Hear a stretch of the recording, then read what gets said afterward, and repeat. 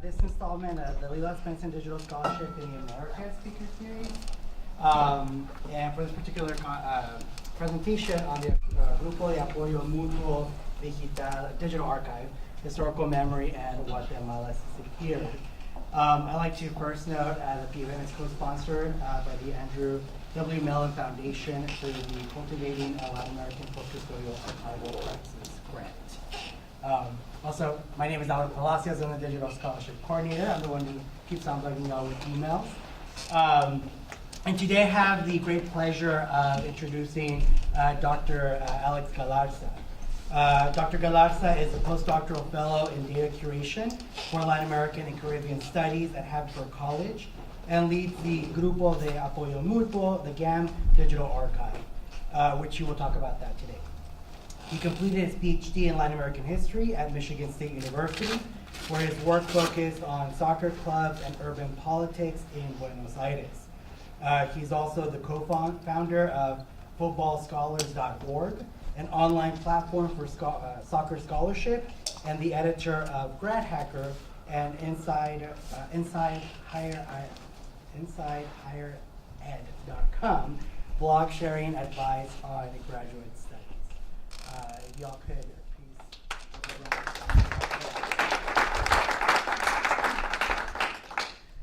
Thank you, Albert, and thanks everyone for coming. As Albert said, my name is Alex Galarza. It's really a privilege to be here. I've been excited for this trip for a long time, since I began this position at Haverford and met my counterpart, Hannah Alpert Abrams, who I knew was going to be working on the police archive. I got really excited about this potential collaboration with not only Hannah, but the team here at LLILAS Benson. So it's a real honor and a privilege to be presenting on a lot of progress in this work that some of the people here have been really pivotal in advising on or have seen themselves in person in Guatemala. So thanks for the invitation. So this talk is about the GAM Digital Archive project. This is a post-custodial partnership with a human rights group in Guatemala, one of the oldest and most respected. And my main role at Haverford is leading this project as a member of the digital scholarship team in the library. So first, I'm going to give you some historical context on the armed internal conflict, or the conflicto armado interno, as Guatemalans refer to what's sometimes referred to as the Guatemalan Civil War, and then the creation of the Grupo de Apoyo Mutuo, our partners during that conflict. Next, I'll tell you about our efforts to digitize and describe this collection on forced disappearance at the GAM offices in Guatemala City, and how this work fits into this post-custodial model, our digital scholarship services at Haverford, and the GAM's own priorities on shifting historical memory and seeking justice for the disappeared. And then finally, I'll tell you about a few other moving parts in this project. There are a lot of moving parts in this project. What's going on next as we launch the public version of the page in the months to come, and how to get involved or engage with the project if you're interested as a research for curiosity, or if you happen to research in Guatemala. If we have time, well, we will have time because I'll be coming in under 45, so we'll have lots of time for discussion. I also want to show you our processing layer, where we do the work of describing documents, and then the public site as it exists now. There's some work left to go on that. So first, starting off with the Cold War context of the conflicto armado interno. So the Guatemalan Civil War, the conflicto armado interno, runs officially from 1960 to 1996. It fits in within a larger regional period of Cold War violence that the United States, through its capacity building efforts for state security forces and through intelligence organizations like the CIA, played a key role in. So the positionality of Haverford as a North American institution, as a researcher based in the United States, is really important in this project. And then the socioeconomic, historical, cultural context of Guatemala and the way that this conflict broke down along racial, gendered communities' lines around language are really key, and they manifest themselves in a very particular way in the specific collection that we work with at the offices in the capital city. So as kind of like a broad contour, some of the broad contours or contexts of this conflict, the Commission for Historical Clarification puts the official death toll at over 200,000 deaths. The culpability that the commission determined at the end of in the 1990s attributed 93% of those human rights violations to state security forces. That 7% also breaks down in a way that that doesn't line up neatly with violence by armed revolutionary groups, but also a percentage of cases that are unknown in terms of, or difficult to pin down in terms of culpability. So that fits in within a broader pattern of right-wing violence during Cold War violence in Latin America that is key to this thesis, this myth of the two demons in Latin America that really holds sway in public understanding still about the armed conflict in Guatemala. So this archive plays a really has great potential in showing some of this documentation that matches up with that kind of percentage of culpability that was determined by the Clarification Commission before archives like the HPN and GUM were available. So the Grupo de Apoyo Mutuo was founded in 1984 by women looking for family members who had already known what happened to their family members and were searching for justice. The picture we see here is of Rosario Gode de Cuevas, one of the founding members of the GUM. And it's at this moment when the GUM is founded that the archive is created, because many of the people who came together in the capital city at this moment of founding brought with them recortes de la prensa, so newspaper clippings, their own testimony, obviously, but a whole sense of awareness and documentation around the violence that they had witnessed or had some documentation about. So it's at that moment of learning together what was happening that we can see the creation of what we're working on in this project, which is a set of documents on the third floor of these offices in Guatemala. So within the first year of the activities of the GUM, a number of its leaders were targeted by state security forces, intimidation, especially as the GUM became more militant in terms of its demands and state officials for information about what had happened to their loved ones, showing up to Congress, manifestaciones, demonstrations in the street, and that targeting eventually led to the forced disappearance of two of its leadership, including Rosario, who was killed in this first year of activity. And despite that, the targeting of GUM's leadership, that was really a watershed moment in terms of the GUM becoming one even more committed to the cause of searching for the disappeared, but also expanding beyond what had really been activities in the capital and people from the other departments coming into the capital for these activities to beyond the capital. So these photographs, too, by the way, were taken by Patricia Goodness, who's a photographer who was working in Guatemala in the 1980s and got in touch when she learned about the project through the GUM, and has given us permission to use not only the pictures and presentations, but also in the public site that I'll be showing. So you're going to see a number of photographs from Pat. And this is a photograph of street demonstrations in the Plaza de la Constitución, the main plaza in Guatemala City, where the House Cathedral, National Library are. And here we see the mixture of indigenous and Latina surviving family members who demonstrated with pictures of their loved ones in the streets. And that moment in the 1980s marks kind of a three-decade trajectory of the GUM, and its evolution has transformed from an organization that was really focused on the search for the disappeared and accountability for the disappeared, which remains central to their work, but a human rights organization that's involved in all kinds of programming having to do with any kind of human rights violation in Guatemala. So this is a screen capture of their web presence today.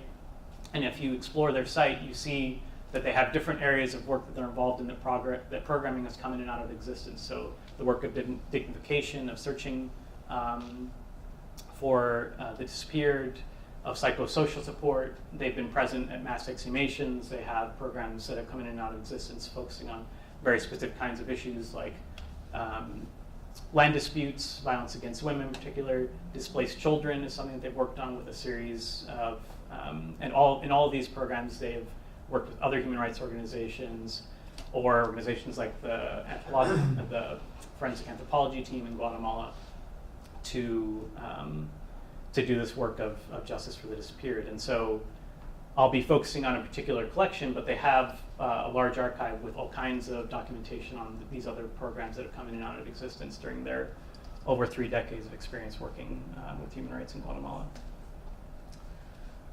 So what you're looking at here is the collection on forced disappearance. So in Guatemala City, in the Zona Uno, which is the historic center, near actually the plaza where you saw the photo of the demonstrations, there is what used to be a health clinic or focused on older folks that the GUM is currently in with its offices. And on the 3rd floor of these offices, you'll see these 2 rooms with the archive. So this was something that transformed from a pile of papers that were kind of scattered across the office with some semblance of organization around what collection was what, into something that had all the documents cleaned, organized, placed into boxes and shelves on the 3rd floor, starting in 2016.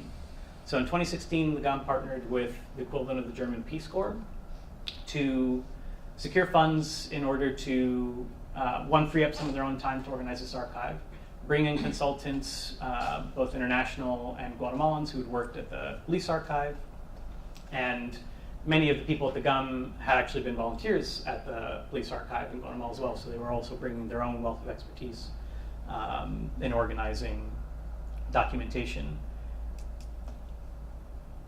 The boxes that you see on these stands here, 3 of those stands contain or hold 46 boxes that are the collection on forced disappearance. And that collection is organized by the 22 departments of Guatemala, and either the first letter of the last name of the victim or the municipality within that department. So the physical organization of the archive changes depending on where we're talking about in Guatemala. The collection is 8 linear meters, or about 26 feet of documentation in those 46 boxes. And there's about 3,200 cases of forced disappearance. Now there's 3,200 folders. Most folders represent the story of one person and the testimony about one disappearance, but that can also vary in the archive. And again, for context, that's 3,200 cases of forced disappearance as it's categorized in this collection that matches with an official count of 45,000 disappeared during the armed internal conflict. So when you open a folder, you find a variety of documents. Most often, you'll find the GUM's form, its formulario that it used to record testimony from people who had either come to the office to give testimony. The GUM also had satellite offices in different departments in Guatemala in which they collected testimony with field notes. Sometimes you'll see the case is that the testimony was recorded on a kind of scrap piece of paper and never put into a form, but oftentimes you'll find a form with some basic demographic information, a photo of the victim. And then the first thing as you start to work in this archive that you'll notice is sometimes you'll start to read, very quickly you'll run into testimony of something that was not forced disappearance. It may have been just extrajudicial killing, another kind of human rights violation. There's very few cases that we've run across where people were kidnapped and then released, but that is also the kind of story that we can run into in this collection. So the collection carries the name of forced disappearance, but even within this collection you see the kind of different shapes of violence that that occurred during the armed internal conflict that don't fit into kind of a nice, neat definition of what it means to be disappeared. So that effort to organize physically the archive opened the opportunity for Haverford's involvement in that one of our political science professors at Haverford, named Anita Isaacs, during one of her trips to Guatemala, she has a long-standing relationship with the GUM, saw what was underway in terms of physical organization and heard from the GUM that while the physical organization of the archive was going really great, they really needed help with getting their minds around the preservation of these documents. The GUM had a history, at least on 2 occasions, the offices have been raided by state security officials. Documents have been destroyed. So there was an immediate at-risk issue, but also kind of a long-term preservation need that they had some ideas based on how the police archive had done this work, but really were looking for partners to help build that capacity within their own organization. So Anita brought that idea to the Haverford College libraries, and as chance had it, CLEAR had just posted the data creation, the call for host institutions for data creation in Latin American and Caribbean studies. So they applied for one of those positions, hired me, and that's where the partnership between the digital scholarship team in our libraries and the GAM began. And so since the inception of this position, there's been a very keen focus on what it means to have contingent labor driving the main activities in this project. What does that mean for the kinds of sustainability goals and the kinds of expectations in the partnership that we need to set from the outset? We've been largely successful on that front, but it's something that you'll hear me bring up a few times in my talk, what it means to have that kind of contingent labor driving the project, and also what that means for long-term partnerships, the ethics, the privacy concerns, and the long-term sustainability of the project. So the aim has always been to build capacity at the GUM in a postdoc scenario. That capacity is going to be the difference between 2 years of activity that get a lot of stuff done, but then kind of tail off, to something that really can be sustainable. And one of the first concerns was equipment, the reflection of the physical organization of the archive in any kind of digital platform, and the kind of proof of concept of what can this archive do in terms of shifting historical memory in Guatemala. How do we reach an audience that that positions us best to have an actual proof of concept after 2 years, that the archive can tell those kinds of stories, that people working in the archive can tell those kinds of stories. What we knew from the outset is also that we'd have to work around privacy, security, risk concerns around the fact that this is an archive that the legal team at the Grupo de Apoyo Mutuo continues to draw on for creating active legal cases, right? So anything that is right now in the historical archive could potentially become a court case, right? And so what kinds of concerns need to be addressed in terms of the veracity, proving the veracity of the claim of the documents against any counterclaims in court, and in terms of protecting or taking down information that's public for something that becomes a trial. So on the physical side of things, the first objective was to set up space to digitize and describe the materials. And within the GUM, there's a staff of 12 that are overstretched, overburdened with all kinds of activities, pulled in different directions, and the political conditions on the ground in Guatemala also demand a lot of agility in terms of everyone's everyday work to be able to keep up with the programming that the GUM has now. So I lay that out to say that transforming space, bringing scanners, having the time to actually sit down and work with the documents was also a battle in this project. Just finding the time to work on this with our partners in Guatemala was concerned. So it was really an imperative on kind of our team at Haverford's and to say, what are the kind of low bar, sustainable solutions that we can put into place to get this work off the ground, knowing that the German Peace Corps is also a partner in this project, and that any equipment that we say deploy in this might break, and then eventually there's no plan to replace it, right? So what you're seeing here on in this picture is kind of like a space that was reorganized between multiple projects that were happening at the GUM, physical labor by myself and a colleague of mine who came down from Haverford, Brigettelson, who you see in this picture, was our social science librarian, and repurposed scanners and equipment from the Haverford College libraries. And what we've been able to do is set up that space with 2 consultants that we were able to hire with some funding from Haverford and from the German Peace Corps to start doing the work of digitizing and describing case files. And what you see on the wall there is our workflow for naming the documents, how to understand the provenance of the physical materials, what it means when things change from municipality to first letter of the last name, everything that somebody needs to know to be able to start doing this work, because one of the ambitions is not just to have temporary contingent labor, both in my person and in the consultants working here, but Guatemalan university students, volunteers, kind of a broad set of participants in this project has been imagined that takes a cue from the police archive and how many volunteers were working there. So the documentation of this project and the interoperability of platforms, the equipment, has been a really important consideration and has often been something that's kind of necessarily slowed us down to get into place to make sure that there's a plan for after that stuff breaks or changes. This is some documentation about our digitization workflow that lays out how to use the scanner, that we got a lot of inspiration from LLILAS Benson and its partnerships with a number of Latin American archives to explain how scanners are used, explain how cameras are used, to explain some of the nuances of the materials themselves. And this documentation is all both in Spanish and English, so we can have different kinds of people slotting into the project. So once things are scanned, digitized, and some description is done on the folders of forced disappearance in Guatemala, we securely send those files over a connection that has to navigate some real bandwidth issues. The internet connection at the offices in GUM is managed by Claro, which is the bane of my existence.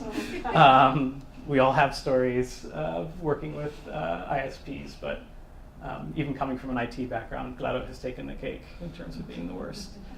We're also working with some real problems, some real challenges in the infrastructure of the building and what Claro can kind of service connections. So all that to say is that getting files from Guatemala to Haverford has been one of the most significant challenges that we've had to leverage a lot of technological solutions to finally arrive at a point. In a nutshell, what we do is send things in chunks, in small chunks over a client that allows us to pick up where the transfer left off in case the connection breaks, and also software that allows us to do checksums on the data. What it essentially means is that the ones and zeros that are coming out of the scanner are exactly the ones and zeros that we open up when we get them at Haverford. So that's one, because of the concern around legal cases, but also around best practices around preservation and access. So once we get those essentially fancy zip files at Haverford, we open them up and put them into our processing layer, which is what you're seeing an image of. This processing layer is a web tool that we've custom built to the needs of the documentation and the goals for description of that documentation that the GAM has shared with us. So that web platform is built in Django, which is Python, which is a programming language, a framework. And Django allows us to do a lot of things around bringing in not only the documentation, but different kinds of functionality in the site, and leveraging our undergraduate labor at the Haverford College libraries. We have a number of student workers who come from CS backgrounds or double majors in CS and humanities discipline who work on not only our project, but a whole series of projects at Haverford. So this processing layer is custom built within Django to meet the needs of the project. It lets us do a few things that we've really planned around an audience of researchers, so that we implement a descriptive workflow where there is engagement with the material. And I'll pick this up in terms of how we work with this with our partners here at UT as well around the pedagogy of digitization. So the processing layer is where we do things like read the cases, start entering metadata, create authority records, and also ensure that what we have described can later be matched up to the preservation copies of what we're digitizing. So what you're seeing here are kind of lower resolution images in a different file format than what will be preserved long term. So it's kind of working versions of the documentation. This is one of the other sites that we've developed, which is the public-facing site. And you'll kind of see that the look and feel of the site reproduces the GUM's current public present their own website right now. And the public site is something that we'll poke around at the end of the presentation. But it's something that's much more narrative driven. It's much more focused on a public audience. more of an online exhibit, something that guides people through what it is that they're looking at, what kinds of stories the documentation can tell, and what the story of the archive itself is, so people can understand what kind of work has gone into sharing these cases. In the public site, we have a different kind of view of what the folders actually look like when you open them. So this is the story of the Carrillo Portillo family, which is a family that in the capital city, there are 4 members of the family who were disappeared. This was one of the cases that we worked on initially because it has links to a group of family members that work with the GAM on legal cases called the Diario Militar, and there's a group of family members who work as a block in the Diario Militar case to make decisions on sharing information, pursuing certain court cases. And the Carrillo Portillo case was one of the first ones that we worked on describing. When we started looking for connections in Philadelphia to in presentations, in making connections to the Guatemalan community there, I was put in touch with a person who works at the Welcoming Center for New Immigrants in Pennsylvania, whose name is Manuel. And in that meeting, when I was seeking somebody to kind of plug into the Guatemala Philly community and was telling him about the cases, he said, my own family was touched by this violence, and I wonder if you have any documentation about my family. And we looked, and this is his family, the Carrillo Portillo family. So he was a deserter. He deserted the military after being forcibly conscripted, and in retaliation, the military disappeared his girlfriend, his 2 sisters, and his mother. And this is one of the major cases that the GAM has been involved in trying in court.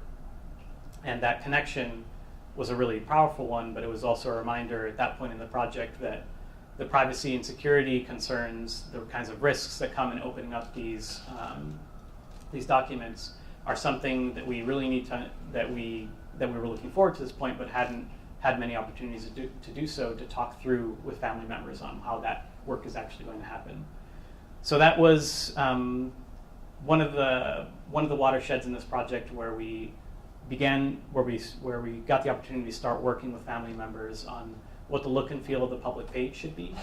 This may be the only online presence of what the family member's story is, and so in some ways it's kind of a memorial to that person. So what's the kind of look and feel of the site in terms of how they want that story presented, and what kind of input can family members have? How can we design that site to make sure that their voices are included in how they want the surviving members want their family member's story told?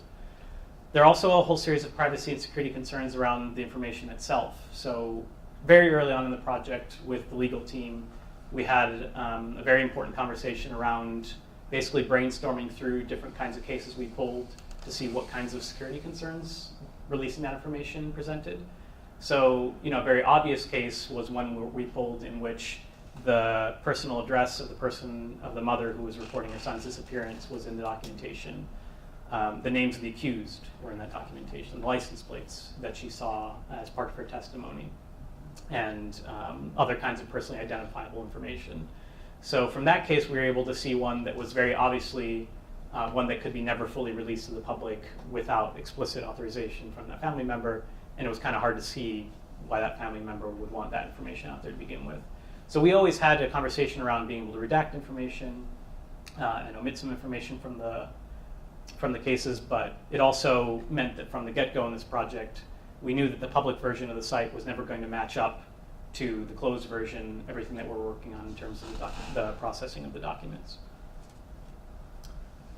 And here are 2 other family members of that group of family members in the Diario Militar case, who in this last trip, I was in Guatemala for the last 2 weeks before coming here, got a chance to see how we're doing the work of digitization, what kinds of work goes into the description, who the people are that are doing the descriptive work in the case. 2 young Guatemalans, one is in university, another's a PhD student in anthropology. Their kind of research interest in the project. So that whole kind of experience of seeing the look and feel of the archive and seeing young Guatemalans engage with this history were things that the GUM communicated to us would be priorities, but it was a really special moment to see family members come in and kind of confirm that and say, like, this is exactly what we're lobbying for within our group, within the Diario Militar, is to open these cases so we can have young Guatemalans interact with these stories. So another set of young people who are working on this project are Haverford undergraduates. So one of the, almost everything I've described up to this point, save the actual work in Guatemala City. The people who've had a hand in this work have been the main drivers of this work are Digital Scholarship Compañeros. So the Digital Scholarship Compañeros is a paid library fellowship program in which currently 8 Haverford undergraduates work both as members of the project team and as the main researchers that we're building the capacity around that we're building our research tools and our processing layer around their research needs, right? So their research agendas are the ones that are currently driving how we're building these tools to equip researchers, and they're the first ones to perform in kind of recent times original research on the organized archive. 6 of 8 of our compas are Chief Scholars, which is Haverford's program to recruit and retain students from underrepresented group. All 8 are bilingual, Spanish and English speakers, and at least 3 or 4 have kind of explicit designs around careers in human rights and abstracting the case the context they're working from in Guatemala to places like Colombia or Mexico because of their own family backgrounds. So the compas are people who are using the processing layer that I showed you to do the work of transcription, generating metadata, taking the case file summaries that are generated by Pablo and Celeste, who are the 2 young Guatemalans working in the offices in Guatemala City. They've traveled to the National Security Archive, and last summer they were here in Austin. Did anyone other than Teresa and David meet my undergraduates in Albert? So they were here and in Washington, D.C., conducting research projects where they were seeking to connect archival sources at the National Security Archives in D.C., here at LLILAS Benson, and at the GUM Archives, which is also another priority of the GUMs, has been wanting to take the capacity building that's happening at the GUM, expand it to other human rights groups, and to connect the stories of the archive at the GUM to places like the police archive and beyond. So they're the first ones who have been connecting that in their research projects. Another moving part in this project, that documentation that I showed you around digitization and description. We were successful in a clear microgrant that is titled The Pedagogy of Digitization, where we're evaluating the documentation and the workflows with the partnerships that you all have here at LLILAS Benson and the partnership with GUM to look for what are the moments in these digitization projects where the kind of archive is most alive in terms of bringing in expertise, bringing in people whose stories are in the archive, leveraging all the consultants, and taking what is really technical documentation into something that's both more humane and more engaged with the sources based on the community's priorities, right? So a concrete example of what this means is we heard from one of our partners who had volunteered in the police archive a story of how the volunteers who were working in the archive of the National Police in Guatemala were looking for family members, and they were volunteers to search for information about their loved ones, and how a number of them had nightmares about passing over the names of the people that they were looking for in the rush to digitize things. There was, a real priority based around the precarity of the archive's activities itself, based on what state security forces were presenting in terms of the threat to the work, that drove a real sprint to digitize and preserve these materials.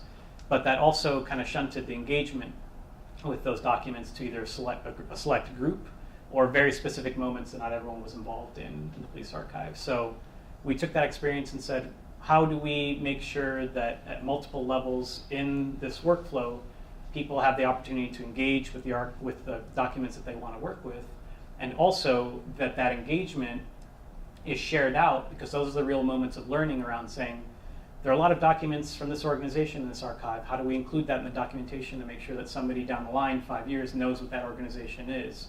Or the quirks of the physical provenance, the physical organization, the provenance of these documents.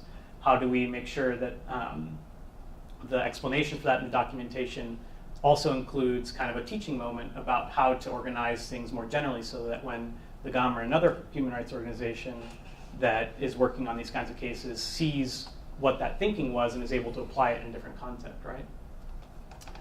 So that's the microgrant that I'm also here working on with David, and will continue to work on at an April symposium at Haverford to share out that documentation in both Spanish and English.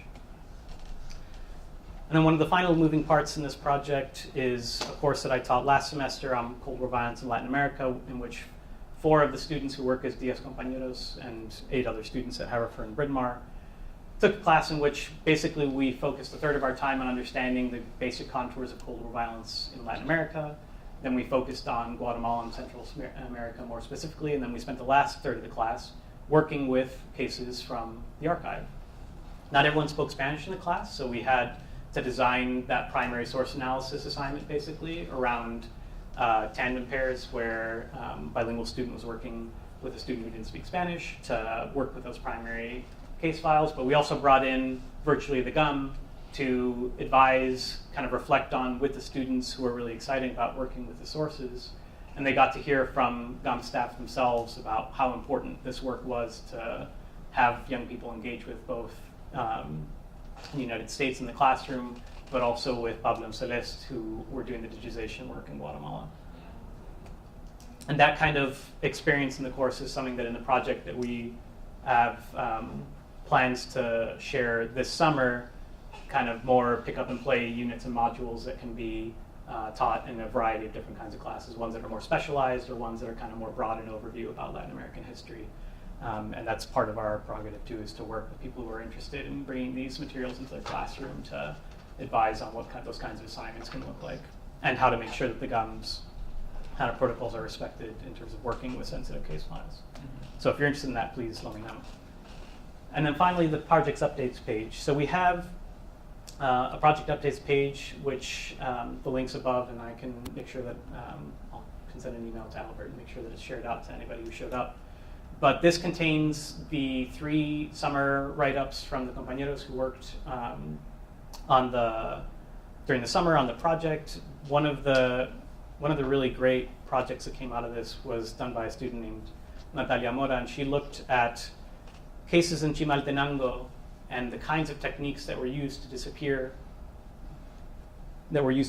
people, and connected them to documents in the National Security Archive that showed the kind of capacity building that the United States was involved in terms of training military and police to carry out those kinds of operations. So there she was linking actual cases of disappearance to actual evidence of capacity building by the United States.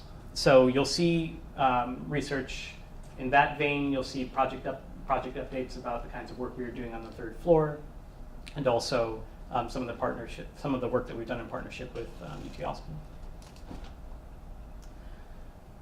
So if there's something I'm proud of in this project, it's something that Hannah Alpert Abrams pointed out during one of my trips there, where I was really privileged to have an experience in Mexico City with both her and TK Sangwand around really probing what it meant to be engaged in a post-custodial project. And as somebody who was a newcomer, Albert in his introduction mentioned that my research was on soccer in Buenos Aires before getting started on this project, but I had some digitization experience. But the post-custodial model was something completely new to me when I started this work. And it was really amazing to have a conversation in Mexico City around how the relationship-centered approach of this project is really what the spirit of the post-custodial approach is. It's less about where the things are kept and more about what kind of partnership develops, what kind of transparency, or the emphasis on transparency and ethics that should be at the forefront of these kinds of projects. So shortly after that, probably like the highlight of my career was being made of an honorary member of the GUM. And it was really a moment where the precarity around my position, the challenges of working from a library perspective in this, which is low in the hierarchy at Haverford, the kinds of challenges that we had in kind of institutional buy-in with this project, a lot of stuff could have gone wrong in this project, and a lot of challenges still exist in terms of balancing what is essentially a collections building project with the priorities of the GUM, the kind of potential for shifting historical memory, and the potential around these cases becoming, these folders becoming legal cases, could have derailed things in the project. But it's really, it's a credit to the team who I work with at Haverford, the kinds of examples, scholarship, and documentation that places like UT Austin put out around this work, and reflecting on that kind of work that they do, that is really the difference between somebody who's able to come into a project management role in this project, see that that kind of work was out there, and orient themselves. It made like the key difference in those moments in the project where there was no playbook on how to handle, you know, the kind of privacy or security risk, or the potential you know, conflict of interest between Haverford and the GUM. So if this is kind of like a proud moment of mine, it's also a moment that I'm incredibly grateful for the team here, especially for the kind of orientation they've had around sharing and putting out their work and beyond UT Austin that's really active in this field. So I need to switch to the processing and public layer real quick, just to poke around for 5 minutes. If you want to stew on some questions while I'll do that, I'll just take 1 second to switch views here.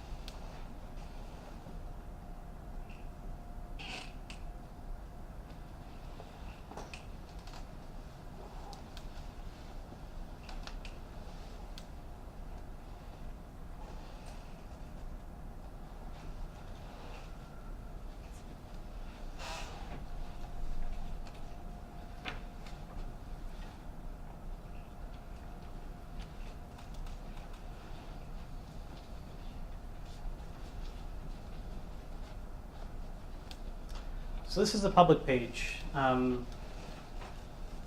We have a way in which the 34 cases that we've been authorized, or that we're aiming to have authorized, which really revolve around the Beato group of surviving family members, is a lot more narrative-based. The cases themselves, the documentation, the images, are what structure the view, versus the processing and descriptive work that we have kind of front and center in the processing layer.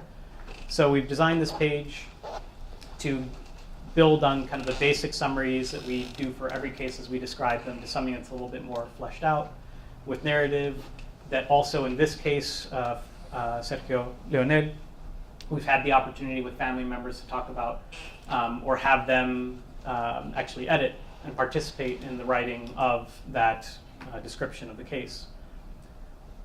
The kind of slider you see here is also something we're working on now. We only have maybe necessarily a passport photo from the documentation, but perhaps the family members want a completely different kind of image to be the one that people see when they interact with that person's case. The documentation is still kind of front and center. This is called OpenSeaDragon. It's a viewer that allows us in Django to be able to kind of lay out all the documentation that's in a case. In this folder, there's only one document, but you can kind of get as close or as far away from the connection. We have a nice connection here, but I promise you on lower speeds, it actually works as well. It takes a second, but what you're seeing is like little tiles of every JPEG is split up into thousands and thousands of tiles, which are loaded at different kinds of resolution. So we really wanted that to be that was a really important part of our design decision. We wanted people to be able to immediately, after reading the basics of the case, be able to consult the documentation and read for themselves where that narrative came from. And then some of the basic metadata that we have as we do our second phase of descriptive work on the project. The other parts of the site right now are still, we're working on the language in them, but we have a page on the historical context that will be geared towards especially an audience of younger Guatemalans to lay out the basic contours of what the conflict was about, the provenance of the collection, and then what we do have as a plan, what will be a part of the public site, is a full list of the names of the 3,200 cases that are in the archive, right? So you won't be able to access that documentation, but this is a privacy call that the GUM has made that they feel very strongly about the potential of the historical memory, of the potential to shift historical memory in this project, that while there is an ethical concern in just putting all the names out there in the public, they feel it's the right thing to do to at least have some ability for somebody who knows nothing about this archive, who might have a family member in that archive, have the ability to locate that there's at least documentation there that they can come and consult in person or get in touch with online, and we can send them a copy after we verify that they are who they are, and then engage that person in the relationship building that will have to happen in every case that the GUM doesn't currently have authorization to share. So that's also something kind of that we've tried to build some long-term plans around sustainability for. So this is a list of those 3,200 cases. And then in the processing layer, this is something that we're really excited about in April, because we have about a half dozen researchers, people who are experts in this chapter of Guatemalan history, to advise us around, this is one of the really exciting things about this project that I've always felt a twinge of jealousy about, is that we're building this amazing research tool. We have our social science librarian who did her PhD on femicide in Guatemala, who's been a really important voice on shaping what kinds of capacity that we build that research tool around.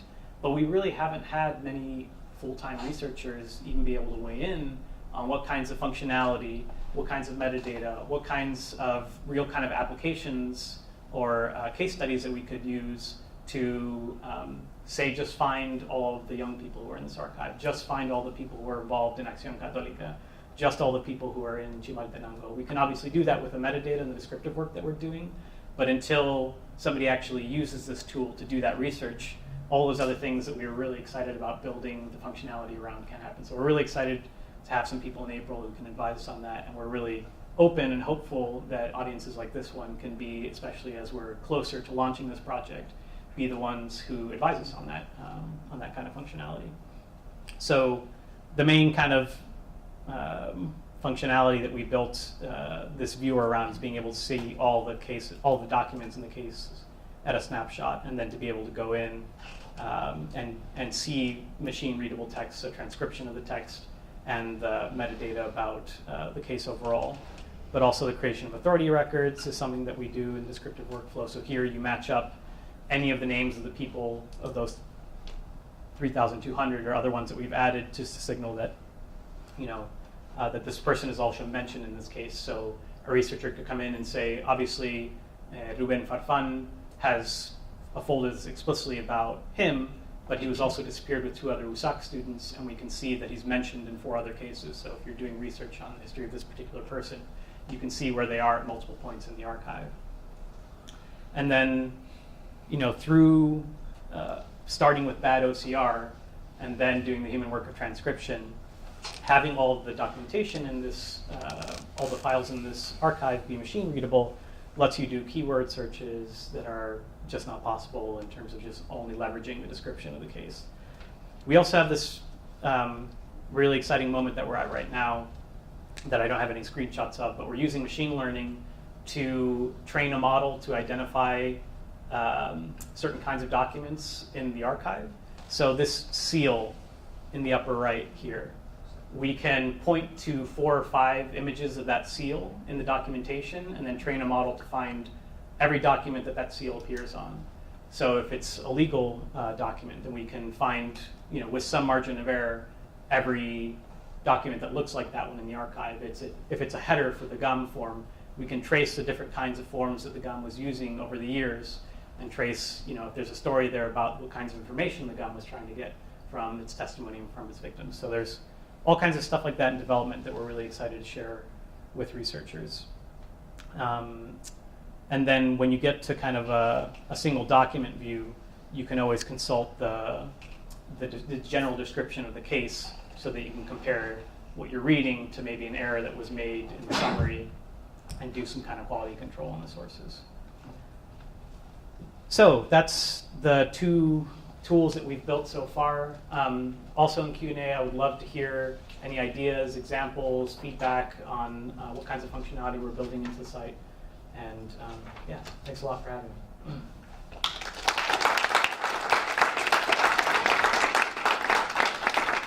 Thank you, Dr. Galarza. We have a couple of minutes for questions if you all have any for the speaker. I saw that you have a buscador de casos. Is it indexed?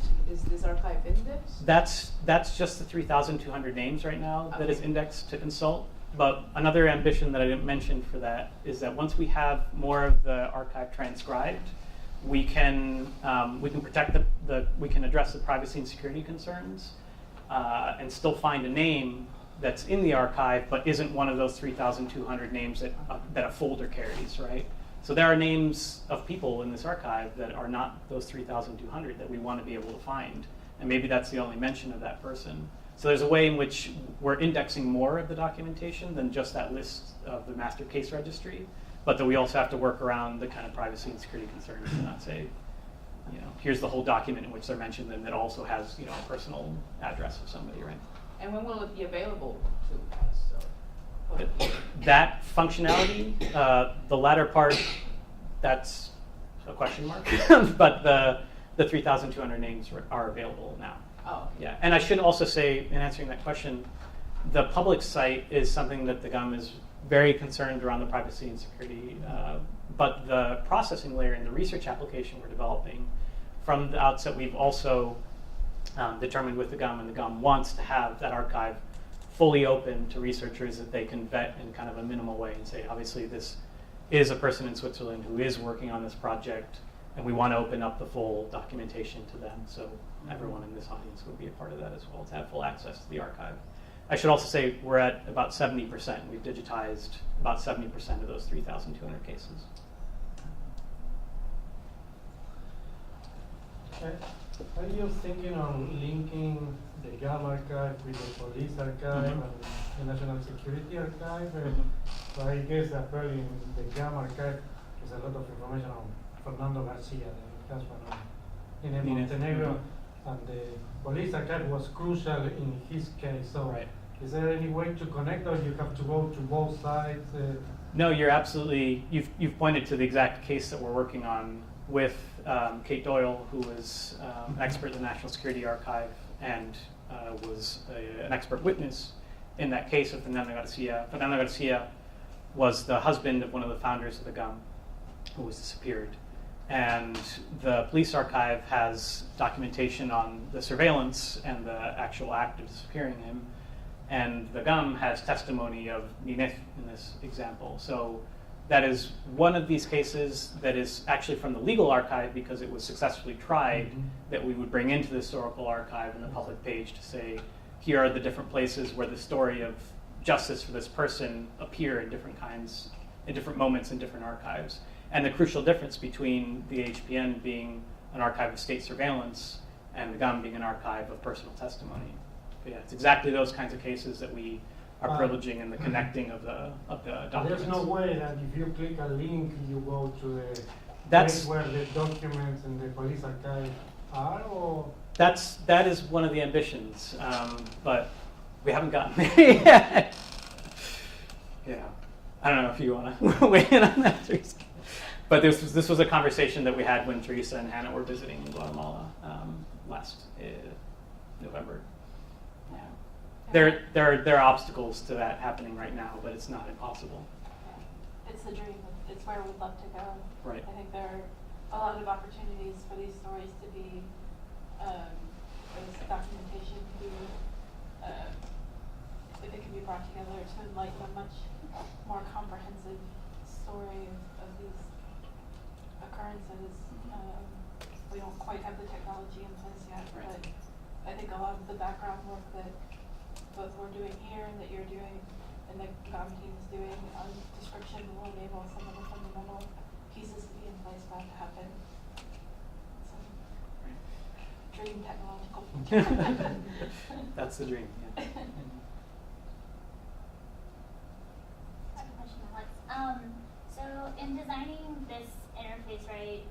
would you say that there's like a targeted audience for this? I ask because when we think about our repository and the structures of like, why is it more curated versus a little bit more freer, broader?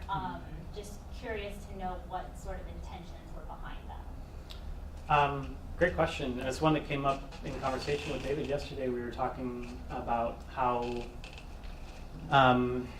the immediacy of the need to engage with the sources is what has driven a lot of the decision making in this project. So getting it into the hands of the 10 compañeros at Haverford, and with some preliminary descriptive work done by Pablo and Celeste, the two people who are working on the third floor,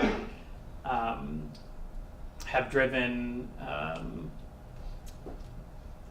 basically a custom-built tool that gets users to engage with the sources as closely as possible,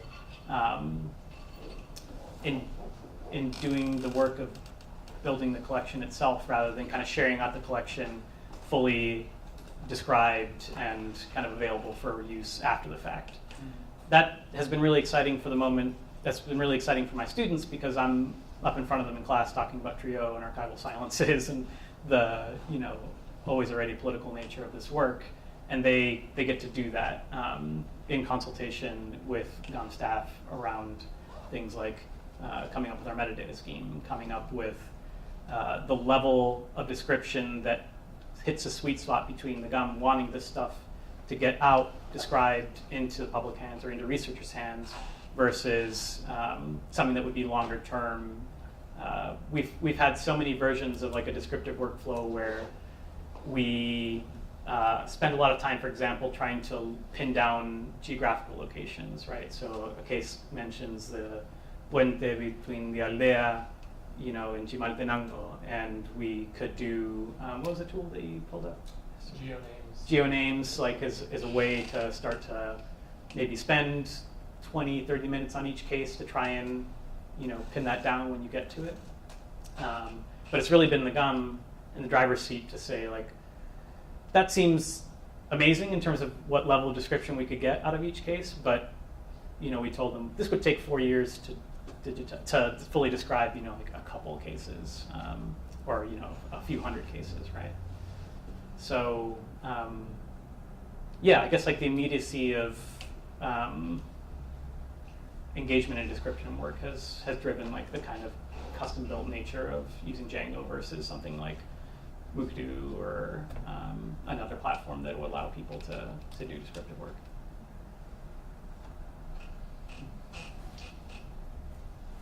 Okay. Well, first off, I want to say thank you so much for doing this work. My mother is a survivor, and 4 of her brothers were disappeared.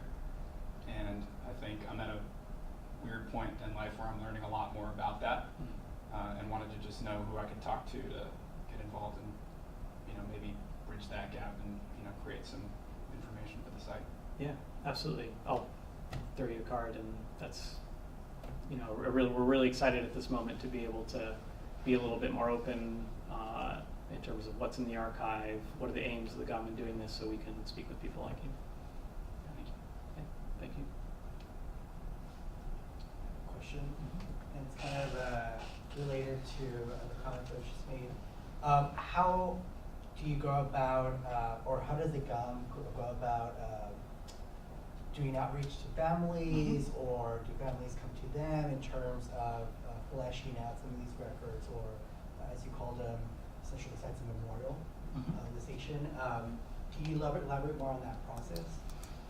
I've obviously had this perspective shaped by working largely through the GUM, but I haven't seen another human rights organization that's as well connected and respected as the GUM. Not everyone loves the GUM, and the GUM actually has a history of splintering itself. So there are other human rights groups that were founded by founding members of the GUM who then created other groups. And there are absolutely divisions between organizations in the human rights landscape that have to do with strategy over searching for justice, lobbying for legal efforts, abandoning totally the legal juridical system and going about seeking justice in other ways. There's a spectrum of militancy amongst those human rights groups and political alliances. So There are all kinds of fractures in that landscape. That being said, the GAM, both because of its longevity and because, in some ways, because it's been involved in these fractures, has a lot of these connections that allow them to interact either directly with organizations of family members, like the Diario Militar case, or other human rights groups that those family members work with more directly because of differences in strategy. And there is a set of uniting forces around some legal cases, some lobbying efforts for laws, like there's a law right now to establish a commission to search for the disappeared, and that would imply state support and an onus to collect documentation and share out that documentation to the public. That tends to be a little bit more of a uniting force around human rights communities, but yeah, it's a challenge. But the GUM is pretty well positioned to be potentially one of the most effective organizations in being able to try and get this documentation on the radar and engaged with the family members whose stories are in the documents. Yeah, but you asked how do they do that? Lots of travel. It's a big challenge for them. They're only a staff of 12 now. It's reduced from a moment in which, including volunteers, the GUM had over 200 people working in all of its satellite offices and in the capital. So a lot of it is now largely through, because the GUM is so focused on its legal cases, through the context that its lawyers have with the family members that they've been either actively involved in trying the cases or advising on whether they should try them or not. So that's kind of one of the most immediate networks that the GUM has. Any other questions? Okay, well, thank you very much, Dr. Galarza.